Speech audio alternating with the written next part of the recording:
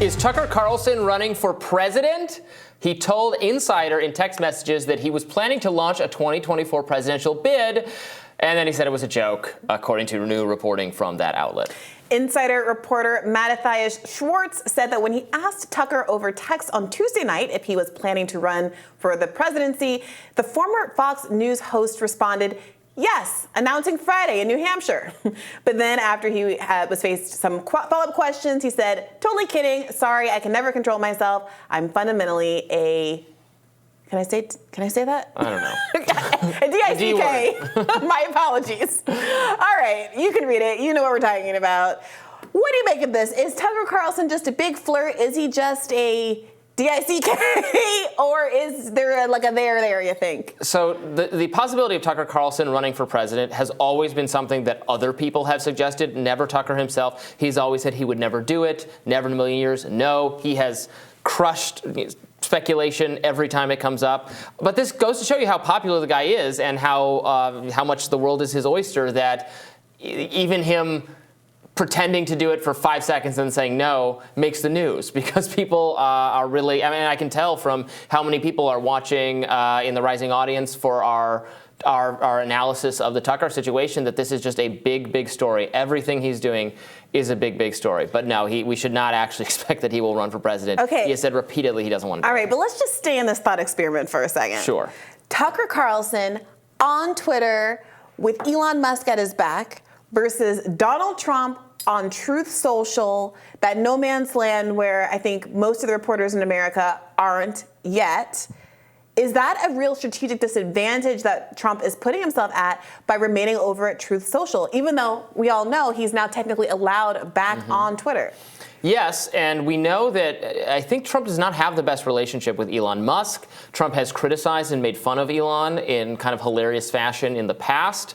Elon has, while Elon is certainly in the Republican fold now, he has said he's a DeSantis supporter, not a Trump supporter. He's very much behind DeSantis. Now, Tucker himself is interesting because Tucker's on Twitter, or going to be on Twitter, but Tucker has a good relationship with Trump as far as we can tell. He interviewed him at great length. Trump likes Tucker. I think at the very least, Trump appreciates that Tucker is a very influential person who is not hostile to Trump and very much not hostile to Trump's message. Tucker has criticized Trump when he has substantive disagreements with Trump or when he thinks Trump has gone astray. Tucker has not been anti-DeSantis at all. He is also, kind of elevated where DeSantis is coming from.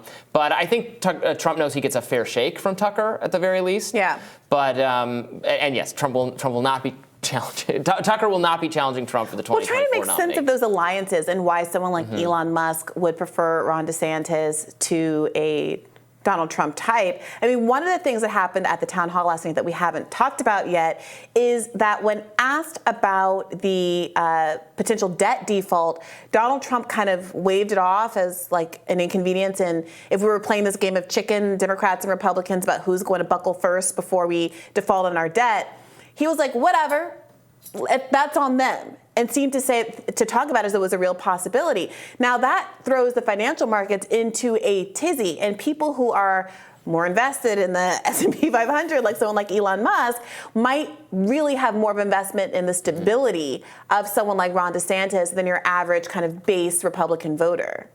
Yeah, I don't know what it is specifically for Elon. I think Elon is...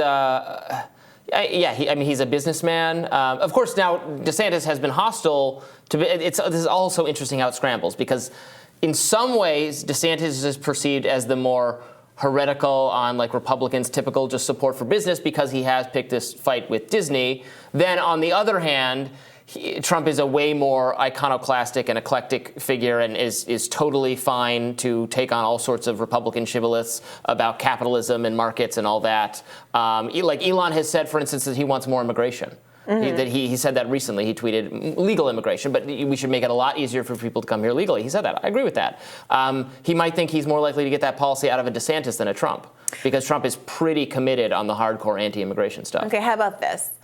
Does a Trump-Tucker standoff split that base vote and open up opportunities for some of the more traditional Republicans in the race to come blasting through the middle?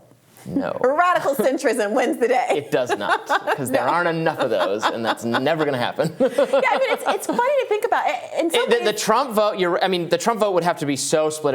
Trump would have to run. Tucker would have to run. Carrie Lake would have to run. You'd have to have 10 full MAGA people in there before they were splitting up the vote enough for, you have to clone Vivek Ramaswamy 18 times before Nikki Haley starts to, her 2% of the vote. Yeah, and I don't even know that would do it, to be honest. I mean, I'm having a hard time seeing how voters would reconcile the Trump-Tucker gap. Even when we first started talking about 2024 and the prospect of both Trump and DeSantis running, they took a long time to start being adversarial to each other. DeSantis has still largely shied away from it, probably wisely, given what happened to everybody who went against Trump in 2016.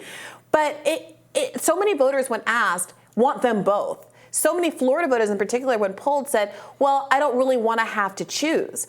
And it seems like that sentiment would be, exacerbated times 1,000 if it were a Tucker-Trump runoff. And it would be very interesting to see the kinds of things both men would start saying about each other.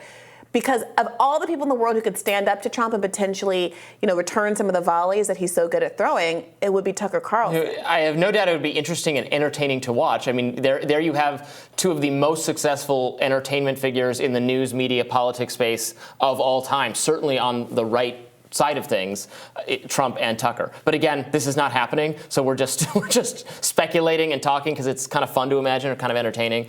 But there's no reason to expect it to happen. I mean, it's also, we were talking in an earlier segment about how, we were disagreeing about the extent to which some of the Trump's unwillingness to be contrite at all about the sexual harassment stuff or 1-6 or whatever will hurt him. I mean, truly, Tucker is we've been saying this about the same. I don't think the lack of contrition about the sexual harassment is going to be that no. Sure, but when we're talking about DeSantis, we say things like, well, DeSantis is Trumpism without all the baggage in some ways. I mean, that's really true of Tucker Carlson, especially since Tucker Carlson is more adept than even perhaps Trump himself at framing things in this kind of faux populist way, where, I think that if my criticism of last night was that Caitlin should have asked him more of these populist questions. What are you going to do for the working class? Why won't you raise taxes on the rich and cut taxes for the poor? Why won't, those kinds of things that his voters would agree with. What are you going to do about healthcare? What are you going to do about inflation? Just complain about it, or are you going to do something about it, right? I think that Trump might have faltered with some of those questions. I don't think Tucker would have. And so if we were to get a matchup like that, and it really did become a populism off, for once, Trump would have some real competition.